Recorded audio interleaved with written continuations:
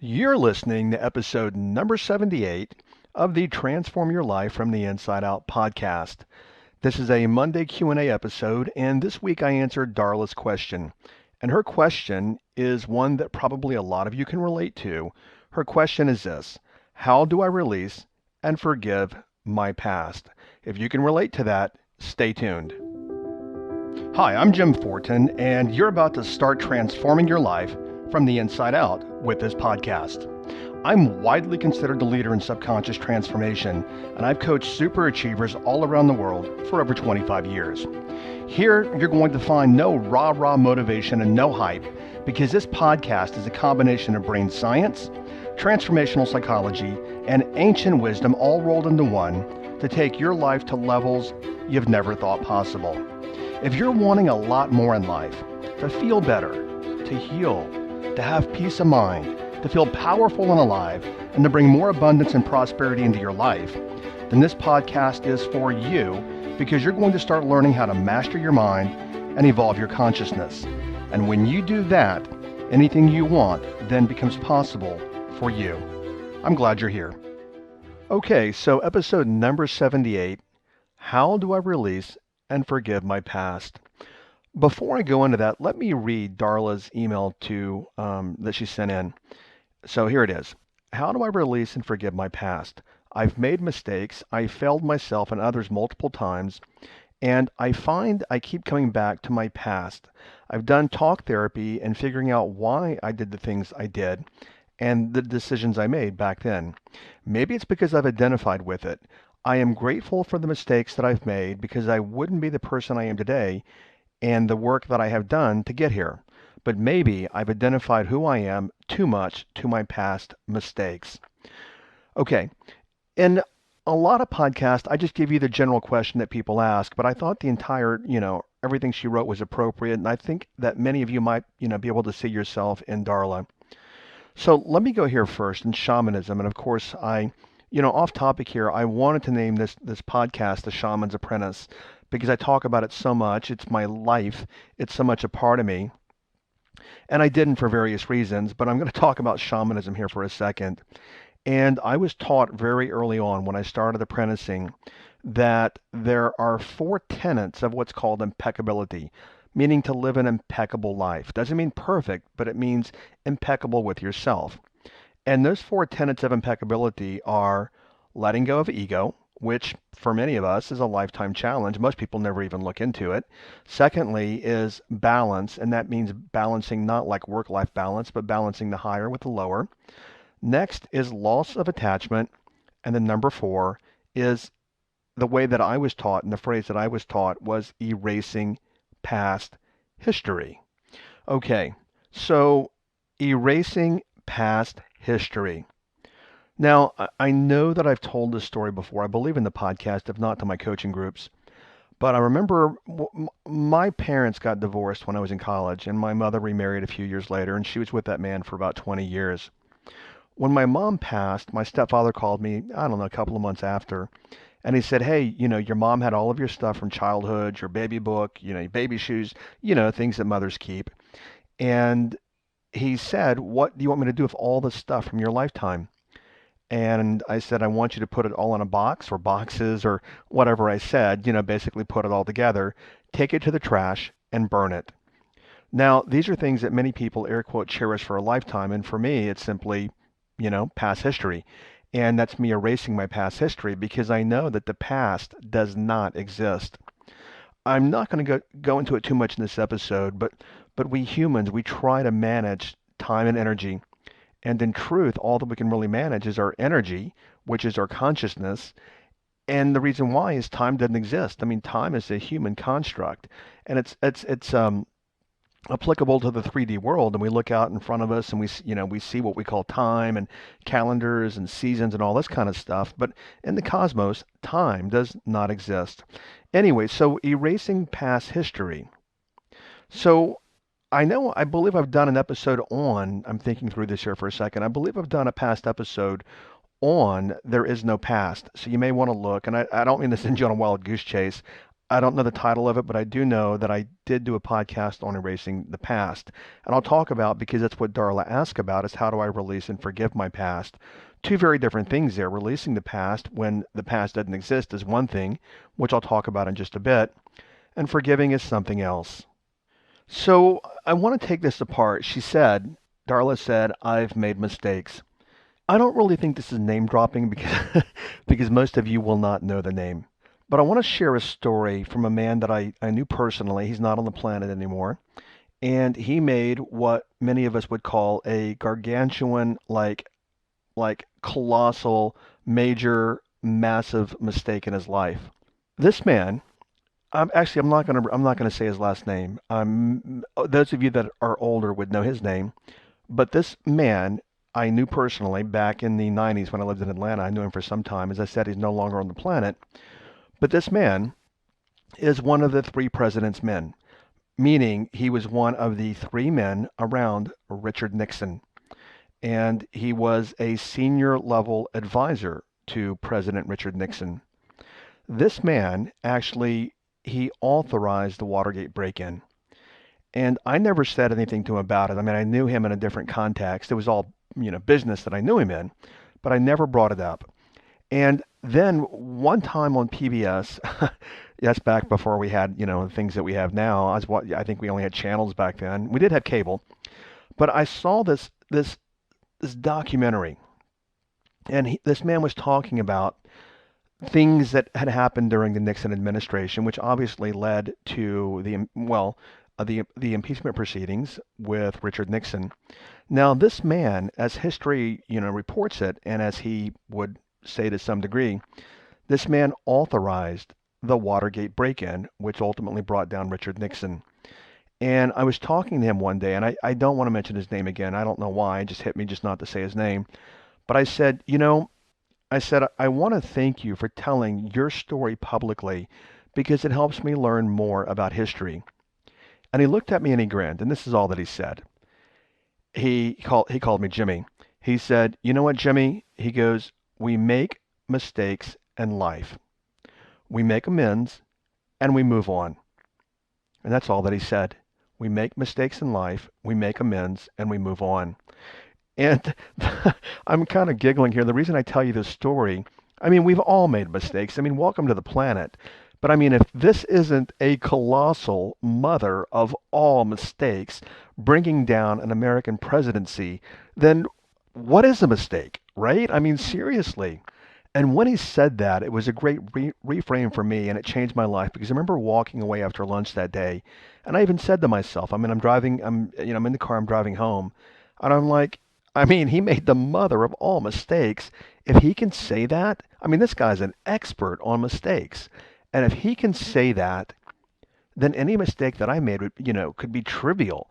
I make a mistake, I make amends, and which I'm talking to Darla, and I'm talking to every one of you, move on. Okay, so I'm going to get to that in just a little bit, but I want to share when Darla says, well, I've made mistakes.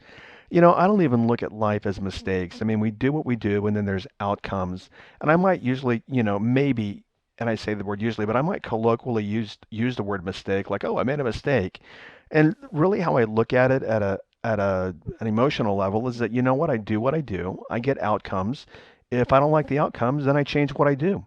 So I keep it pretty simple, but I am not one of those people in my life after I heard this from this man. I am not one of these people at all, and I mean almost at all. I'm not one of these people that dwells on mistakes that I made in the past because, as I said, the past doesn't exist, and even mistakes, if used properly, they are learning experiences. So as I said just a couple of minutes ago as well, she said, I failed myself and others multiple times. Well, Darla, this is actually really good because guess what? You're a human. I mean, welcome to the human race and welcome to Earth School. So when you say things like I failed myself, I mean, geez, there's not a single person listening to this podcast that hasn't failed himself. I mean, whether it's something, and I'm just kind of giggling here because he's not on the planet, whether it's from bringing down an American presidency or failing yourself with your diet. I mean, there's the whole gamut of air quote failing yourself. So I'm thinking here as I'm going through this, as I said, I'm not one of those people. I do not beat myself up anymore. It's like, oh, I didn't do this, I didn't do that. Plain and simple, I'm responsible for my life. My life. I must be 100% integral, and if I'm not, I must get back into integrity. But as far as beating myself up for who I've let down, or including myself, geez, if I beat myself up for letting myself down, I'd never stop beating myself up. And then I go to, well, okay, when is enough? I'm asking you guys, if you're beating yourself up, when is enough beating yourself up? I mean, is it, January the 1st? Is it 4 years from now? Is it 17 years in the future? I mean, when? When are you, do you have enough of beating yourself up? And then to what degree do you beat yourself up as well? I mean, do you just beat the hell out of yourself for, your past and, that you haven't let it go? Or is it kind of like, blip on the radar? So I want you to look at that also. But the main question I ask you, for those of you that beat yourself up, is when? When is it time? When will you know how to stop beating yourself up? Okay, next you say, it's an interesting way that you wrote this, is you say that the past won't leave me. And the way that you phrase that is almost as if it's something that you have no influence over, when you have complete influence over your thought processes. So what I want to share with you also is that it's really nothing to do with the past that won't leave you. And it's not the past that you want to leave you, it's your thoughts about the past. When I was a hypnotist, people would ask me all the time. They would say things like, you know what, Jim, can you help me, forget about a relationship? And that's what a lot of people want is, can you help me forget about a relationship with hypnosis? And I would say no. I mean, what happened is what happened. It's in your, long-term memory. It's something that happened in your past. What I can do, though, is I can help you shift your feelings about the relationship. Because, see, it's not the relationship you want to forget, it's the feelings about the relationship. And I'm saying the same thing to Darla. It looks like here she's working in multiple layers of, she felt bad in the past and now she's feeling bad for making mistakes. I know I kind of jumbled that coming out of my mouth, but Carla, it's not the past that you want to forget. It's the feelings associated to whatever you deemed as mistakes in the past that you want to eliminate. I do want to say analytically is that you're choosing.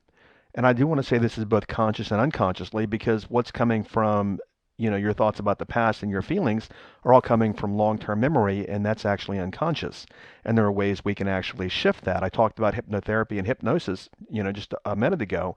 I'll talk about it some more in just a moment. But I want to share with you here is that you're also making the choice, the operative word. And I, recently created a podcast on choice, and it was titled Life is Choice. You're making the choice, which I'll get to in just a minute, possible causes. You're making the choice to hang on to your old stories. And to some degree, and it seems like, I don't want to put any words in your mouth or anyone else's, but it seems like to some degree that you're getting in the victim mentality. And that victim mentality would be is, my past just won't leave and there's nothing that I can do about it. So just food for thought, are you into a bit of victim mentality with your thoughts about the past? Let me keep on going here. You say, and this could be very true, and we're going to dig into this. You say, maybe it's because I have identified with it. Now, you've said, meaning your past. Maybe that's why you don't release it, is because you've identified with it. So a question that I have for you is this. How specifically have you identified with your past? And your whole email here is very generic. I mean, when you say you made mistakes in your past and you've identified with your past, I mean, does that mean when you spit gum down on the side, on a sidewalk, when you maybe, I don't know, left your dishes in a dirty dishes in the sink? I don't have enough information here. I don't know what you mean by the past. And I would have to guess also, it might mean, if I'm just thinking aloud here, that perhaps, okay, let me think through this for a second. So what you're doing is you're feeling, you didn't use the word guilt, but how do I release and forgive my past? As I'm looking at every bit of this, what I'm guessing that you mean is that in your mind, you have wronged someone and you're wondering, how do I let this go? Now, you didn't even say that in your email, but why else would you want to let go of your past? I mean, it's not because you owe anything to a TV or your car keys or a desk. It's having to do with some people. So I put that out there because I want to go a little further here with this. So when you say you've identified with it, I want you to dig deeper, which I alluded to just a minute ago, is what specifically have you identified with? And then what do you make that mean about you? Consider that for a moment. So let's say that in your mind you've hurt someone or wronged someone. What have you identified with there? And then again, what does that mean about you? Does it mean that you are a air quote horrible person? Does it mean that you're mean, malicious, vindictive? Does it mean that you're spiteful? What does it mean? As I said, I don't script these podcasts. What's interesting is human beings are, as far as I know, the only species on the planet that beats himself up for being a human, for being the being they are. For example, if you look at a dog doesn't beat himself up because he bites somebody, or he doesn't beat himself up because he hiced his leg on somebody's property or something. I mean, that's just what dogs do. And when you look at, I'm just laughing at that, but that's what humans do. And then we beat ourselves up many times for doing what humans do. I mean, Darla, I want to share with you is that every one of us, I can tell actually by you asking the question, is that you're progressing and you're looking for answers or you would not have written in. But every one of us, me included, every single one of us are in what I call Earth School. Every one of us are progressing, hopefully, and every one of us are hopefully actually having awareness and learning our lessons. So you're beating yourself up for being a human being. And if that's the case, if that's where you want to work from, then what that means is you're going to spend the rest of your life beating yourself up because you're going to continue, even though you're progressing, you're going to continue to be a human. And if you're beating yourself up for doing what humans do, well, then good luck because you're going to be beating yourself up for the rest of your life. So a question here, and I ask many questions like this in this podcast, is tell me, how will you know when it's time to stop beating yourself up? And I wish I could play a little Jeopardy music here and then let you ponder that. How will you know it's time to stop beating yourself up? Okay, another question that I have for Darla and many of the rest of you is what reward do you get for beating yourself up and hanging on to it? Everything we do, whether we left brain analytically deem it to be bad or good, everything that we do, there is some benefit for it unconsciously. So, Darla, what reward do you get for beating yourself up and then feeling guilty about it? So, what could be some possible rewards? One is, do you get to enjoy self-pity? I don't know. Maybe you get to be like, oh, poor Darla, oh, poor me. I don't know. Do you get to be a victim? Do you get to look at yourself and be a victim? And do you get to castigate yourself and beat yourself up? If I was playing darts and I was throwing darts, I would guess that part of this also, Darla, and many others of you, is that it's a matter of self-worth also. So I would see how that feels. Try that on, see if that fits for you. But I would think it's also a matter of self-worth. Okay, then Darla says, but maybe I've identified who I am today too much with my past mistakes. I want to share let me ask you this first, Darla. What's the relationship between who you are today and your past mistakes? Notice the dichotomy here is identified who I am today, which is present, with past mistakes, which doesn't exist.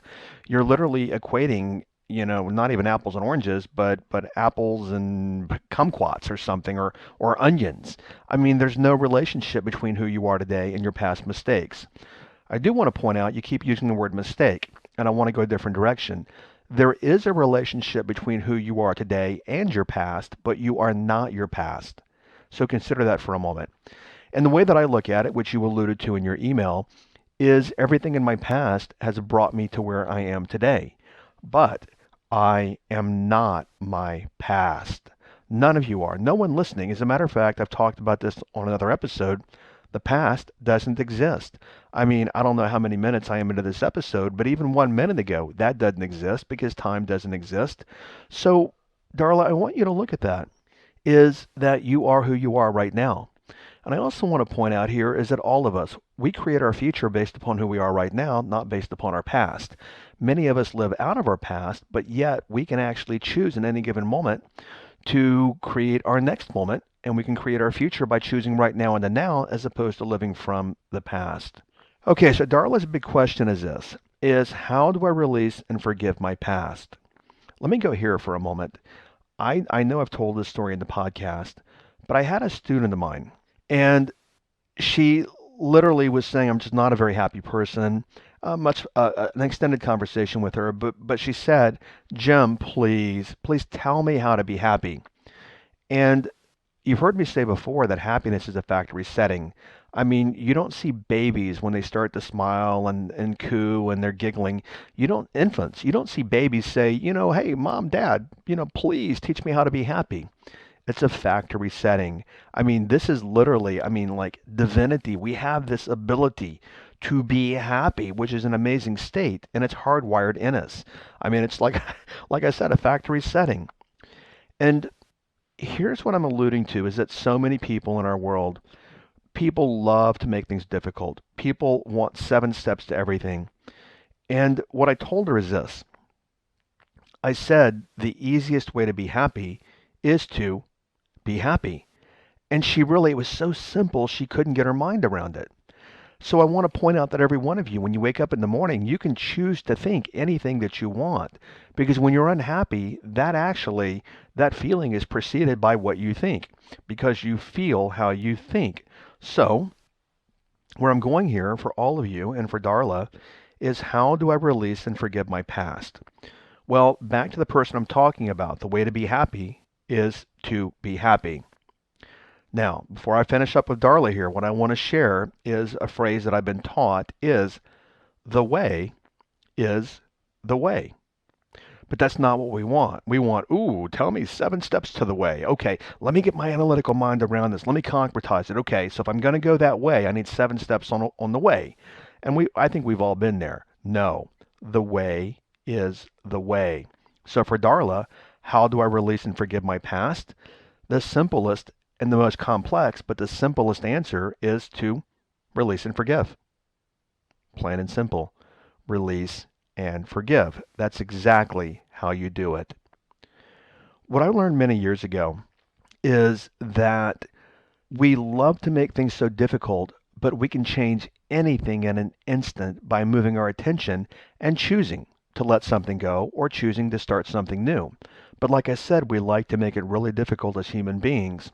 And I see it all the time with my students. I mean, I see people drowning in knee-deep water, metaphorically speaking, when we literally can make life as simple as possible. And when we do that and we come to know that, life becomes so much more peaceful.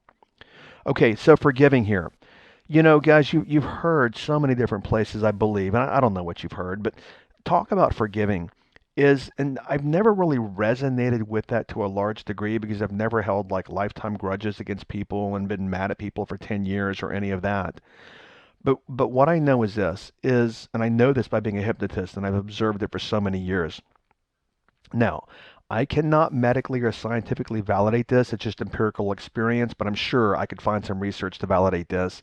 Is many times I find the people, because there's an absolute mind-body connection, I find the people that have the most physical ailments also have the most mental ailments. And in particular, they're living, which I believe, and I've come to learn, is the lowest frequency vibration emotion is shame.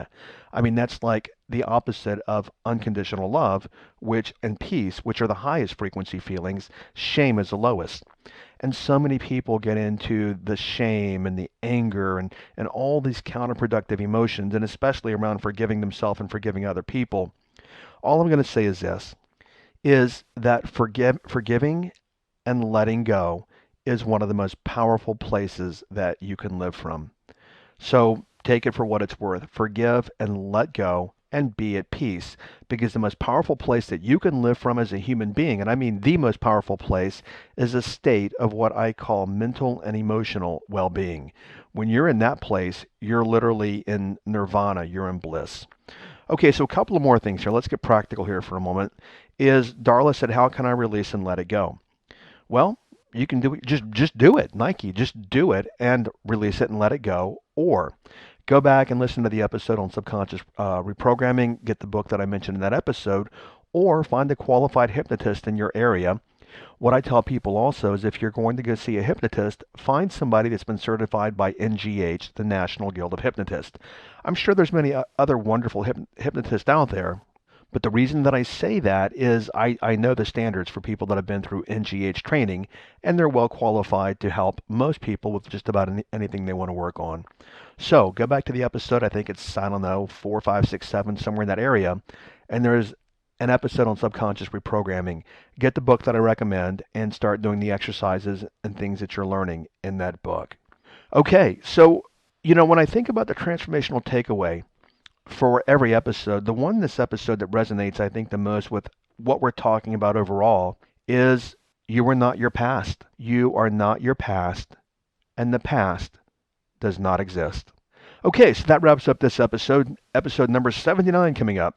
79, wow, time flies, it's about your brain. It's about the reptilian part of your brain. And I've covered it at some other places in this podcast, and I want to cover it again.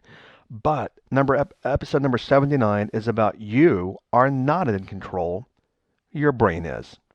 You are not in control, and many things that you think that you can control, I'm going to demonstrate to you in the next episode. No, you don't. Your brain does it, and science proves it. So coming up next episode, you're not in control. Your brain is. All right, thanks to all of you. Stay well, and I'll catch you over on another episode, and make it a great day today. Bye-bye. Thank you for listening to this entire podcast. If you're the kind of person who likes to help others, then share this with your friends and family. If you found value, they will too. So please share via your social media channels. Also, if you have questions, I'm here to assist. You can email me questions to support@jimfortin.com, and I may even use your question for a future podcast episode. Also, if you want transformational content like this daily, connect with me on Instagram. My Instagram name is I am Jim Fortin. Finally, I do have a personal request. I believe that we're all here to help others and to grow and evolve ourselves. Together, you and I, let's help more people. If you would please leave a review on iTunes, and a good one, by the way. I'd be grateful, and through your assistance together, we can transform more lives. Thanks for listening.